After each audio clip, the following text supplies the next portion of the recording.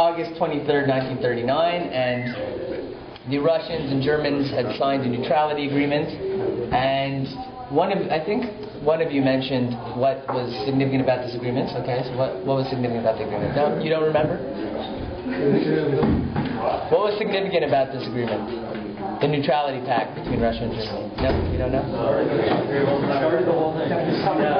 Okay, fine. So there was a secret clause which defined the Soviet sphere of interest. So basically, the Germans and the Russians agreed to partition Poland on August 23rd, okay?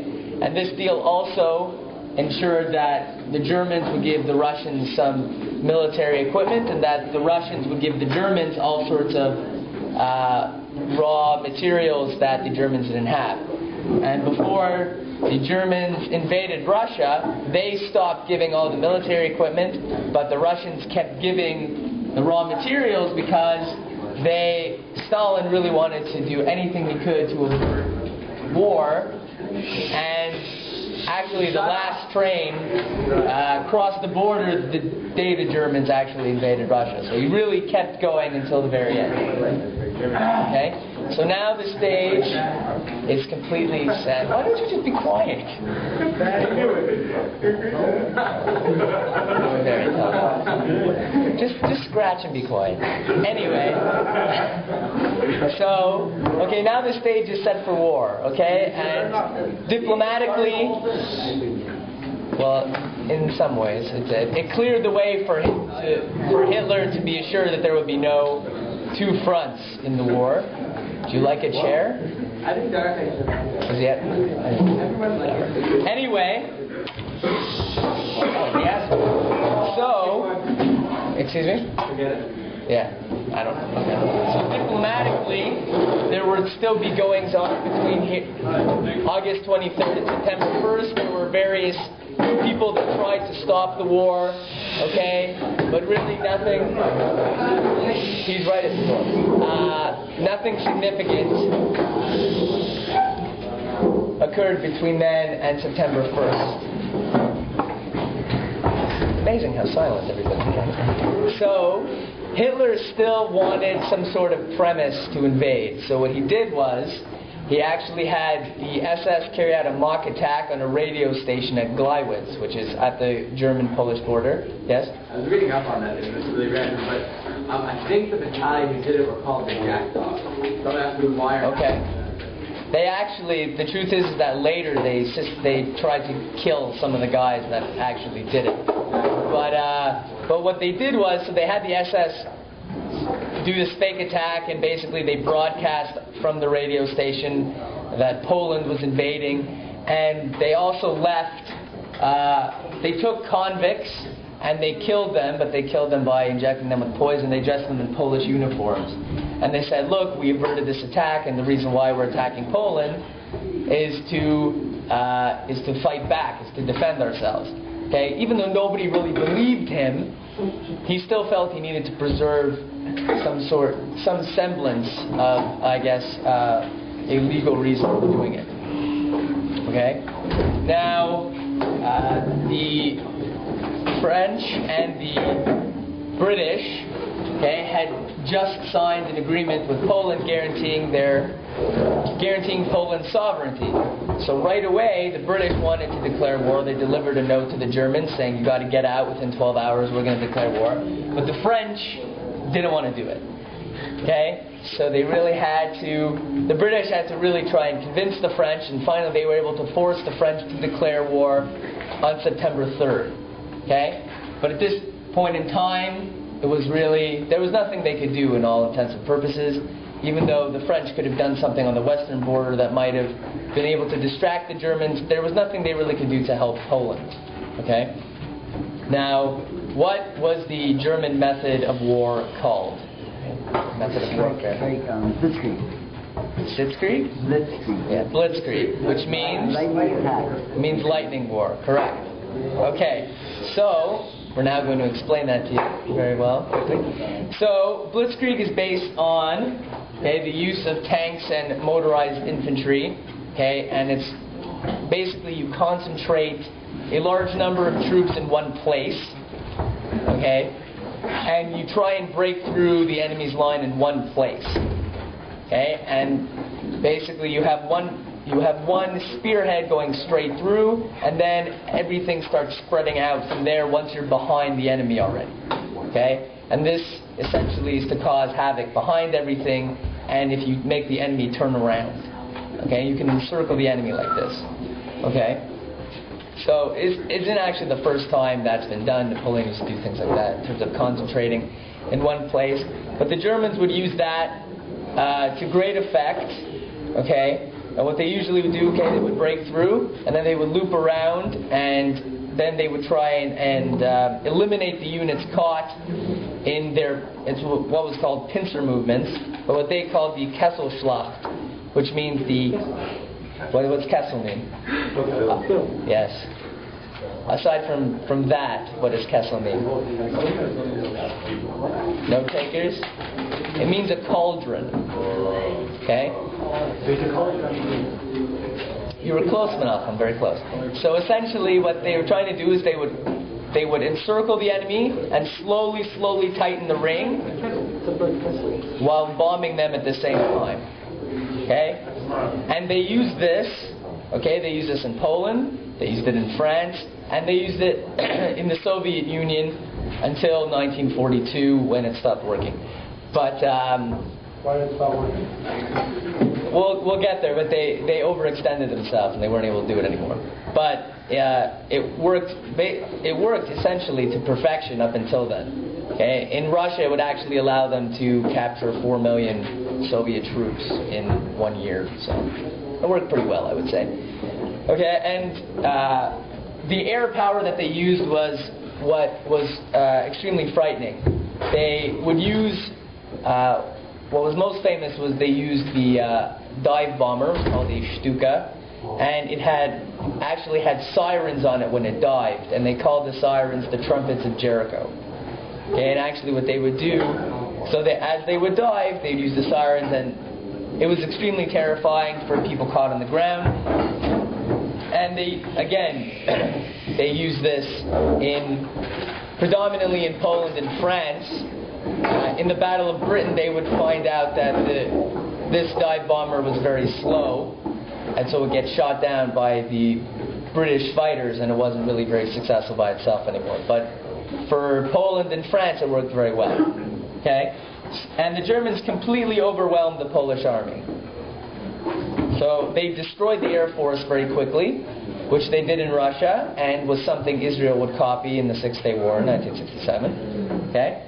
But the Polish army was not modern at all. I don't know if any of you have ever seen pictures of this, of guys on horseback with lances going out to fight tanks. So, that was, I think those kind of helmets are really German, but they had the, fancy dress. But essentially the Polish army was extremely overmatched, and they lost very quickly. Germany, on September 17th, Russia invaded Poland. Okay, so that made the situation even worse, and by September 27th, Warsaw surrendered, and all of Poland surrendered the next day. Okay, so basically in 3.5 weeks it was over. My mother says in her city, she remembers the Polish army marched through on Friday, right, and they retreated on Shabbos afternoon. The other direction. Right. Yeah, they weren't remarkably successful. Warsaw held out the longest, but then they basically bombed it into rubble, or parts of it. Anyway, they left parts.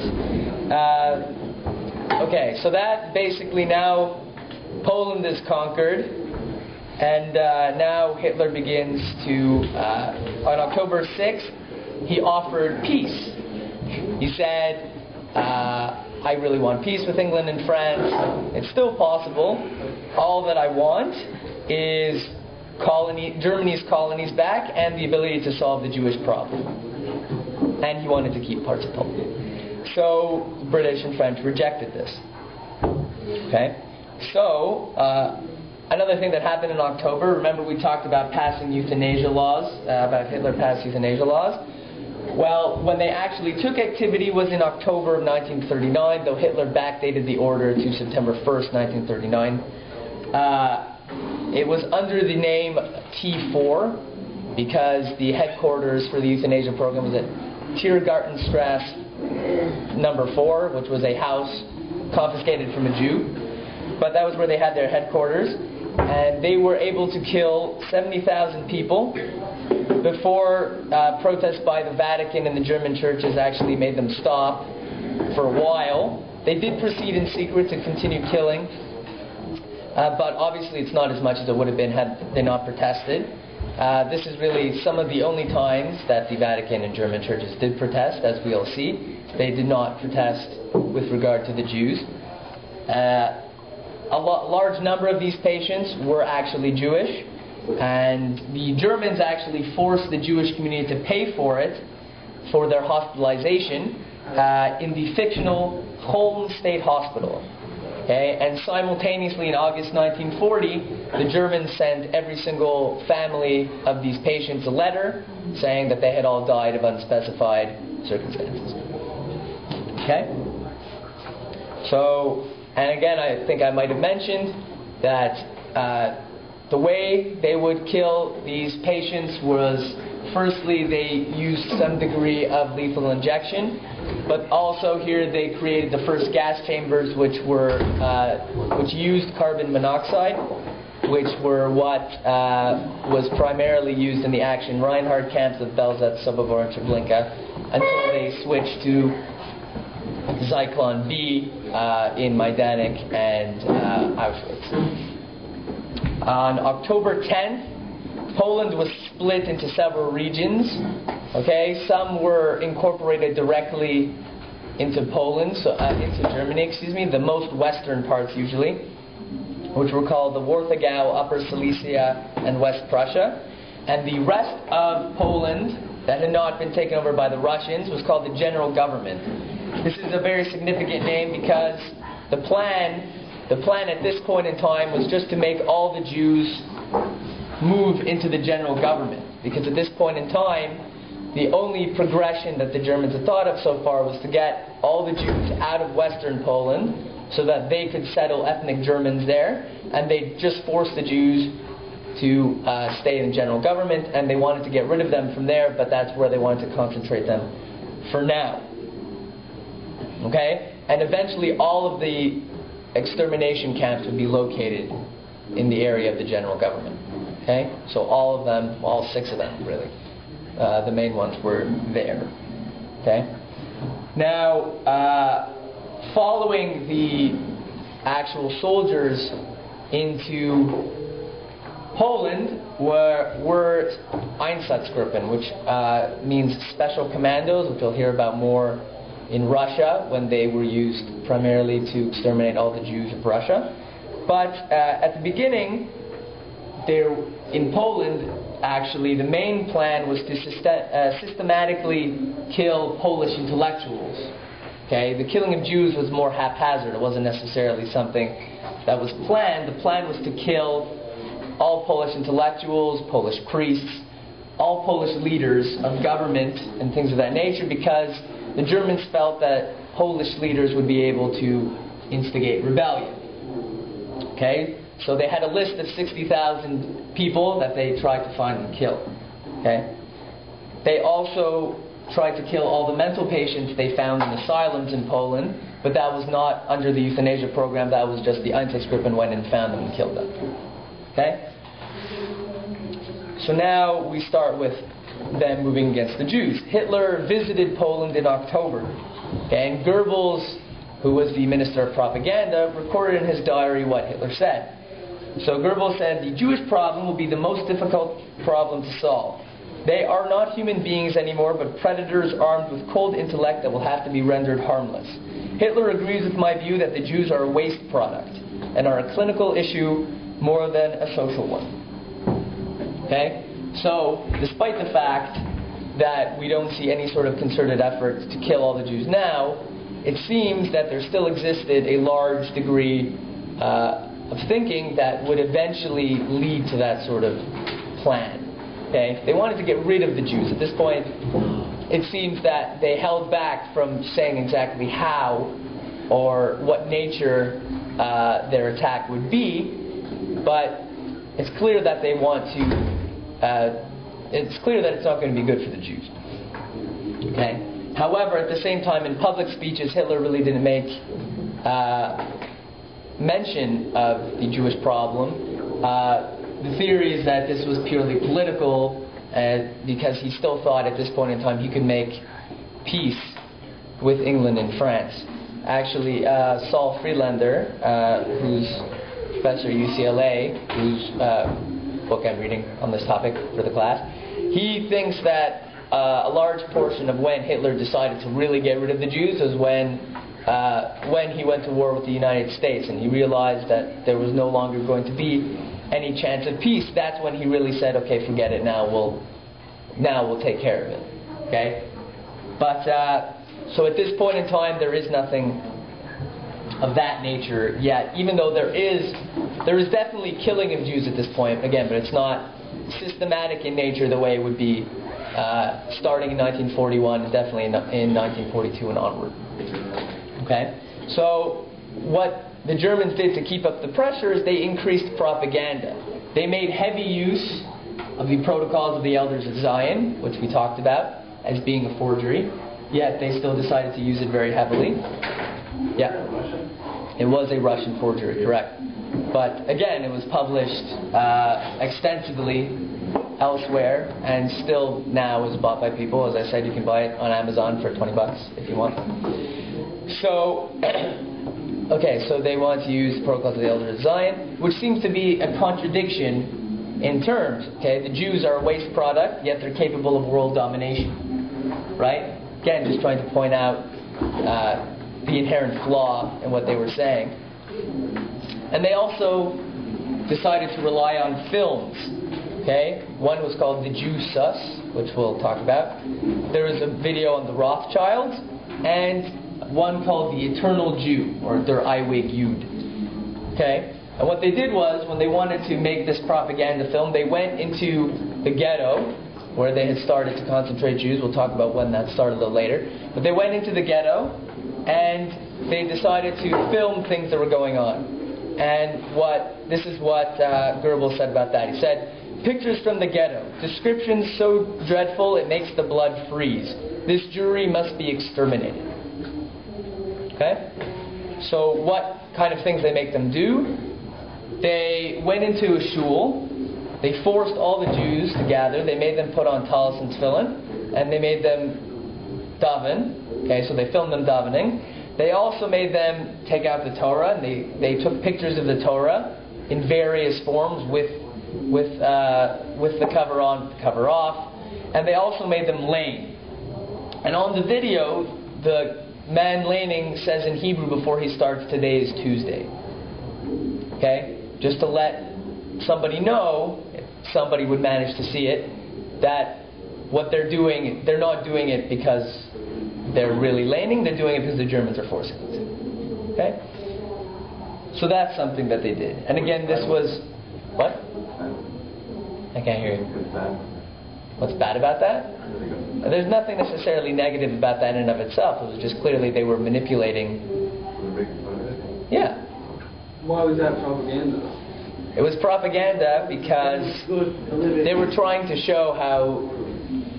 I don't necessarily know how people would find that to be inflaming, but yeah, it's different, I guess, if they made them... I haven't watched the video, but I assume if they made them sing or they made them lame, it sounds foreign, the Jews look foreign, everybody in talis and tefillin, and people don't like it in the beginning, but the Torah inflames people, I guess.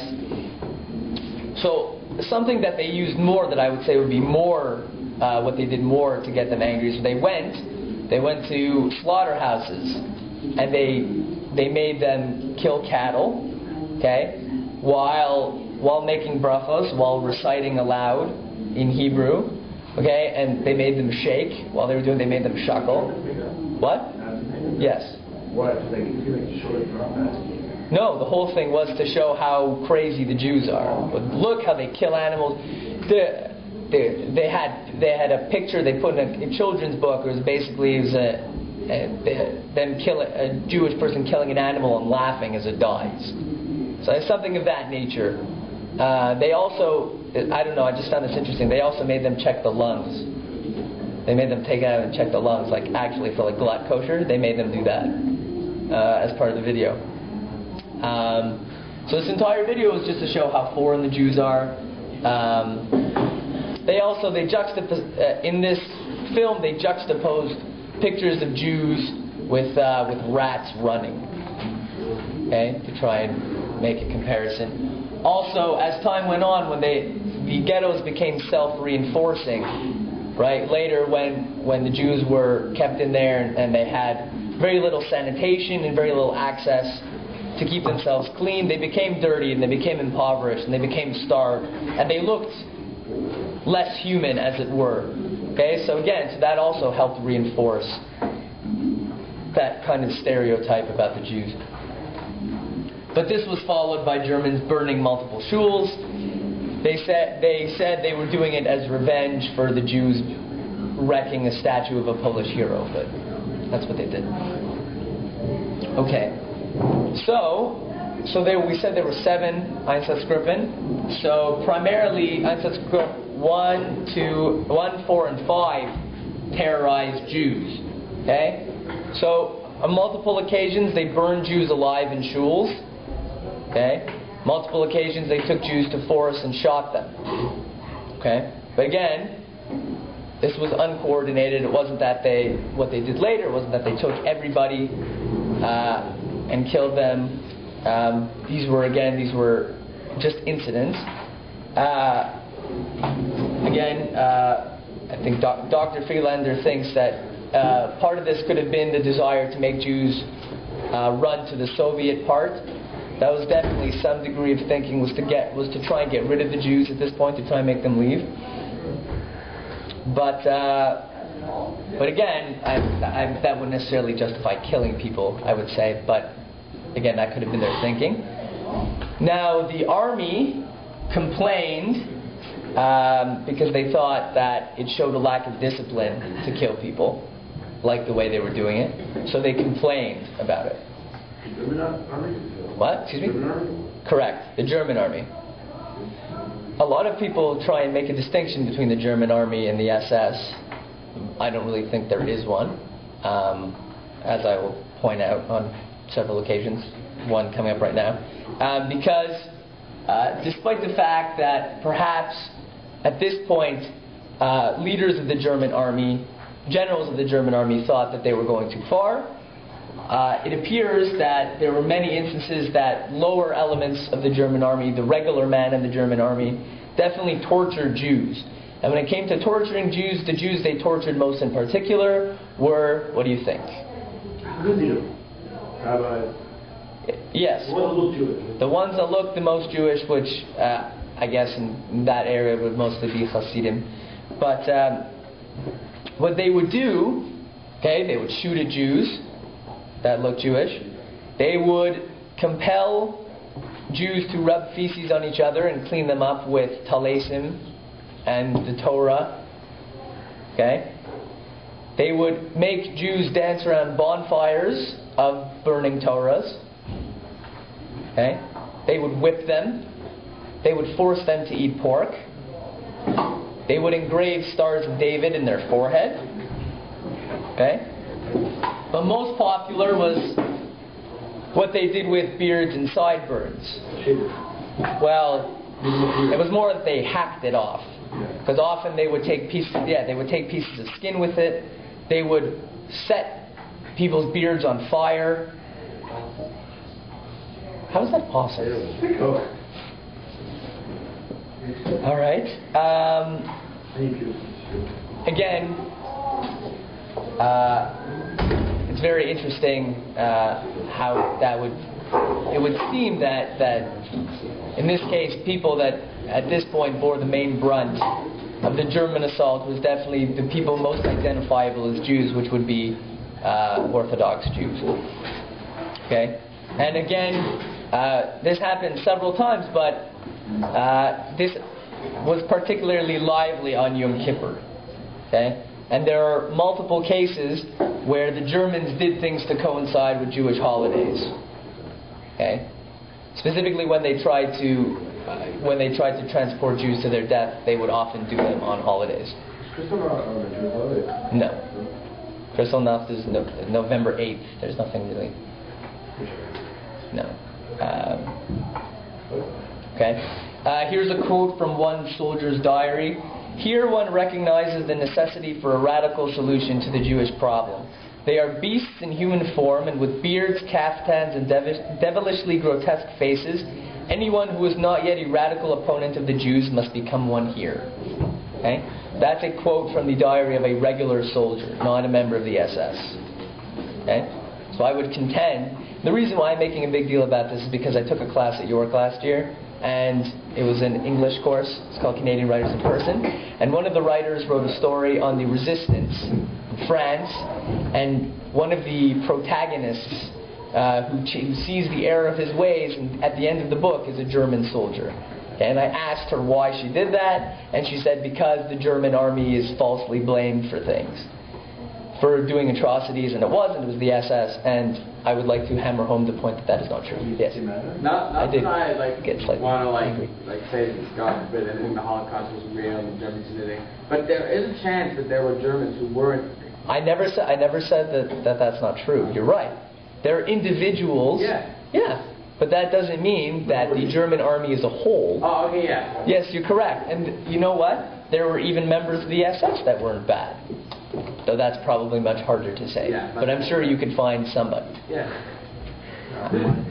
It was big. By the end, they had a couple 100,000 people in the SS. So I mean. Wasn't Valkyrie in the SS? No. No. What was bigger than the SS or the German army? No, the German army was bigger, much bigger. But the SS was much more elite. But it became almost an army in itself because later, what was called the Waffen-SS, where they actually had a part that was army divisions, that they fought as army troops. Actually, after D-Day, the Canadians actually had to fight more SS troops than they did regular German troops, and it's actually why. Were they better or less equipped? No, they were equipped the same. They were actually more fanatical. The Canadians, there's a famous execution where they, I think it was the Royal Winnipeggers, that after capturing them and questioning them for a day, they shot all of them. Okay, so and there's also famously in the Battle of the Bulge at Malmedy was where the SS captured American troops. Okay, so the SS was they were much deadlier, I would say, even though the German army wasn't. I mean, they were a very strong fighting force as well, but I think the SS was much more indoctrinated in terms of their adoration of Hitler and their dedication to Hitler. But again, I'm trying to point out that it's not just because, again, the Holocaust, they say, it was a very select few. There's a very select few. Nobody knew. Not everybody did anything. And again, I'm just trying to point out that that is not necessarily the case. And also, like Japanese soldiers, like mass fanatical, also. Yes. Yes. Yeah. Yes. Actually, there was an article in the Post, I don't know if you saw it, it was last week, about they have these cliffs in Japan where people, essentially, I think 35 people a day kill themselves. Something like that. Like Japan is the highest suicide rate of any modern country. But I think it goes back to, there was a code called Bushido, which all Japanese soldiers adhered to, which essentially said that dishonor was worse than death. So they really fought to the death, and if they lost, a lot of the Japanese soldiers committed ritual suicide. I don't know if you ever heard of it's harakiri or harikari. Yeah, it's ritualized suicide. It's actually disembowelment. Okay, and there's specific types of it where there are ways to do it where it's more painful, where you cut across your body first and then up. It's called seppuku. But basically, it's a Japanese word. What do you want from me? I probably didn't pronounce it right. But essentially, yeah, Japanese troops did definitely have some sort. They did, and their camps were also very tough. Okay, but they didn't systematically kill people just for being certain, right? I'm just saying what he said. The SS were nuts. No, definitely. I mean, they had elements of fanaticism. There are stories, or a couple of stories about Japanese soldiers that never got captured, that lived in the bush for like 26 years, and came out later. I heard somewhere at the last Japanese force surrendered in Thailand in 1990 or something. Yeah, there's something like, well, I don't think it was that late, but I mean, they definitely. But again, I think there was something qualitatively different about that. Let's say there were Jews living in Japan at the time. Were they like the Syrian ones? No, there was actually, forgot his name, but there was a Japanese envoy.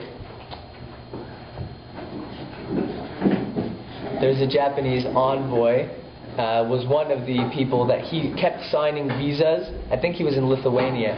He kept signing visas for Jews to go to Japan, even though he really wasn't supposed to, because the only way Japan would let Jews in was if they had visas to somewhere else so that they could leave. Okay? But he kept giving them anyway. Even when they sent him home, Japan in general did not actively try to rescue Jews, if that's what you're saying. They didn't kick out Jews. See, it was a two-step process. They have false exit visas to Curacao. Right. Right. In other words, those visas were only valid, right? Because whatever. But and then they went. The Japanese council gave them transit visas. No, then they had visas for Japan because they really ostensibly was going enough. Right, but the Japanese didn't want them there because they couldn't get out. Yeah. So they told him to stop doing it, and then they eventually recalled him. And apparently, he kept writing them even as his train was leaving. So he kept writing, and he kept trying to give them even as he was leaving. There were several people like that. There was a Portuguese member of state that kept giving visas even when Portugal told him not to. And eventually they stripped him of his title, and he was apparently shamed, and he died in 1954. And apparently he was nobody had recognized what he had done. I'll get the names for next time. I forgot to write them down. But there were people that tried to help. But again, you're definitely right. There was no government. The name was Sugihara. What? Sugihara was the name of the Japanese. Okay, there it is. But right, how'd the Mir Yeshiva get out? The Mir Yeshiva got out because they got visas to leave. China. Yeah. Okay. Still, no, I'm not saying that it was Japan. Different eyes. They were able. They were able to leave. That's really all that mattered at that point, was that they were able to leave. Right? Okay. Okay. And here's this is from the diary of a Polish doctor. He said that Germans beat Jews without any reason, just for fun. Several times Jews are brought to hospital with their buttocks beaten to raw flesh. In the street, they usually come up to Jews and slap them in the face, kick them, spit at them, etc. Okay? And if you remember Reinhard Heydrich, who was head of the SD, what he said in terms of comparing the army and the SS was that if you compare the numbers of atrocities, assaults, and looting, the SS and police don't come out looking bad. Meaning that the army's doing just as much. Again, just trying to further the point that Jews really had nowhere to turn. Okay? They had no friends. On September 21st, okay, we're talking about ghettos, the orders for concentration of Jews in large communities near rail lines in view of, this is from the actual text of the orders for the end goal. Whatever the end goal is at this point in time is somewhat unclear, but they wanted to concentrate Jews near rail lines in large communities. They also established a Jewish council, which is known as the Judenrat, which would be the councils that would link the Germans to the Jews. So this was some way to get the Jews to basically give themselves over to the Germans. So again, I mentioned Dr. Friedlander. He views this as unrelated to the final solution. So he believes that at this point in time, he believes that historians are not able to link ghettoization to the final killing of the Jews. But this was, at this point in time, it was more that they wanted to get rid of the Jews completely, and what they wanted to do was ship them out, and the best way to do that is to congregate them. Also, they didn't really care so much if they died, but again, at this point in time, it's not necessarily clear that they were trying to kill them. And also, if you think that ghettoization meant that, you know, what's your view of the ghetto? When you think of ghetto, what do you think? What? No, so what do you think, honestly? Excuse me? Dirty, man. Right. You think that, you know, they were limited to a certain area, the walls were closed in, they couldn't leave. But that sort of thing didn't really happen. First of all, it didn't happen at the same rate. It happened at different times in different places. The earliest point in time was October 1939, but the latest was actually 1943. And in some places, they didn't even concentrate them in ghettos. They just took them straight to extermination camps. Okay? But the most famous ones and the biggest ones, which were Lodz and Warsaw, Lodz was in April 1940, and Warsaw was in November of 1940. Okay? So, but once the ghettos became permanent, the Germans decided that they would systematically exploit the Jews at a very low cost. Guess what they did was they limited food, right? They made them work, and they seized all their currency. So what they paid them in was they paid them in ghetto money. They had specific ghetto currency, which had various names in various places. For example, in the Lodz ghetto, the name of the leader of the Judenrat was Chaim Romkowski, so they called them Chaimki. Okay? Basically, they were worthless everywhere else, right? So the Jews essentially had no actual money, right? It is very smart. Again, we also mentioned that eventually the ghettos would self-reinforce how the Jews are dirty and reprehensible in nature. And Hans Frank, who was named leader of the general government, had this to say about Jews. He said, "It is a pleasure to finally have a chance to get physically at the Jewish race. The more of them die, the better. To hit them is a victory for the Reich." So again, not trying to kill all of them, yet at the same time, not exactly trying to keep them alive either. Okay? December 1st, all Jews had to wear something denoting them as a Jew. So what was that? What color was it? Yellow. Where was it? Where'd they wear On it? their chest. Okay, so that's not true in Poland. That's true in Western countries. In Poland, it was a white armband with a blue and white Star of David. Yes, really. I'm not lying to you. Yeah. Where was it yellow? Where was it yellow? It was yellow in Western countries. I think in Russia also. But in Russia, it was on their chest, and it had to be a big one on their back. Okay. Significance? To mark them as such is to mark them at, first of all, they can't hide, they can't leave. It also lets people take it. Why yellow? Why yellow? Not necessarily sure why yellow. They did have various. They had various colors for different sets of prisoners. Like in concentration camps, they had for political prisoners, they had for homosexuals, they had for gypsies, and they had for Jews. But why yellow? I'm not exactly sure at this point. I think probably just because it was bright. But that wasn't necessarily the case in Poland. It was an armband at this point, and everybody had to wear it as of December 1st, 1940. Okay, so I mentioned the Judenrat. The Judenrat is really a problem that a lot of historians, especially Jewish ones, grapple with, because many people do not view them favorably. They view them as people that took advantage of their position and tried to exploit Jews in the same way that people think of capos. In the actual camps, people really have similar sorts of thoughts about people on the Judenrat. What? It means It means Jewish council. Jewish elders council. Basically, depending on the size of the city, could be anywhere from 12 to 24 people. And essentially, the Germans would come to them with their orders, and they make the Jews carry them out themselves. The Jews were able to have a police force. At this point in time, they let. I guess, yeah. They let them.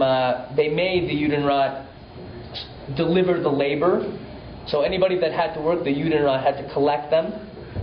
The Judenrat was in charge of welfare, food distribution, schooling. Okay, so it actually was they made them in some way autonomous, but it was again very much a mirage in that sense. But again, they made them do things that in hindsight are very ominous, such as the census, which we've talked about before in the past, but they made them do it in Poland, which because then they could find everybody. So when they came looking for everybody, they knew how many they were, they knew where they were, right? At the time, not everybody realized that it was so bad, because the Judenrat actually needed to know who needed welfare, who didn't, who needed homes and who didn't. But at the same point in time, later, it actually made life much easier for the Germans. And the Germans consistently, when they couldn't get the authorities to do it, they would take names for themselves. They broke. I think it was Holland. I think the Dutch authorities wouldn't give it to them, so they went and took it. But basically, the census helped them because they wanted to get everybody. Right? They really, really wanted to just get everybody, and this helped them immensely. Okay. In January 24th, 1940, Jewish businesses were placed in trusteeship, which basically means they were going to take them later. So what they did, they strung them out for a little, but essentially they confiscated all Jewish businesses. This kind of thing led to large-scale bribery. So, again, if you were to read history of somebody that lived in the ghetto or somebody that wrote about the ghetto, Jewish profiteers and black marketeers are people that are generally remarkably disliked for taking advantage of the Jewish community. But the Judenrat also tried to bribe Germans to let them out of things, but it didn't really work. What it principally was used for in the ghetto was to avoid working. Okay, so all the Jews had to work, or a certain number of Jews had to work, and to fill that quota, they would take people. But if you could pay the Judenrat, you could get out of it, or you could pay the Germans, you could get out of it. So essentially, the people who ended up having to work were the poor. Okay, and that caused a lot of problems in the ghetto, because you had, at a time where you think people would try and become more united, it actually was not the case. Actually, things fractured, and Dr. Friedlander basically points out that essentially everybody separated into their most homogeneous groups. So Orthodox Jews only tried to help Orthodox Jews. Communist Jews tried to only help Communist Jews. Zionist Jews only tried to help Zionist Jews. What? What happened nowadays, the exact same thing would happen nowadays. It would. That doesn't mean that it's a good thing. I'm just telling you. Oh, I'm not saying that it's illogical. However, you would think that everybody would try, and because the thing is that it'd be better if people worked together. Sure, but nobody would think you did it. Why would you think that people would do that? People are not sensible. No, he's not wrong. You're not wrong. I don't disagree with you. I'm just saying that it's tragic. That's all. It's just a statement.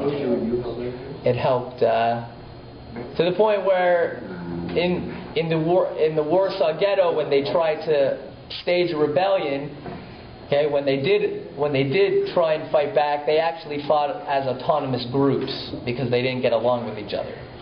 Okay, so that's really how bad it was. Even when they knew that they were all going to die, they still didn't fight together. Okay, but how did the Jews react? Okay, so the Jews began to despair, and they began to believe in every type of rumor, and they also resorted to things that they have in the past in terms of messianic prophecies. Here's a quote from a person in the ghetto. The Jews have reached the stage of messianic prophecies. A rabbi from Gora Kalwari supposedly announced a liberation miracle will occur on the 6th day of Hanukkah. Who was it? I don't know who it was. He said it was a rabbi from this city. In the evening, a rumor spread about the armistice. So essentially, they were believing in everything, and if you were of a more religious nature, you would believe in more religious salvation, and if you were not, you would try and believe in some sort of political one. But again, on the whole, they were grasping at straws already.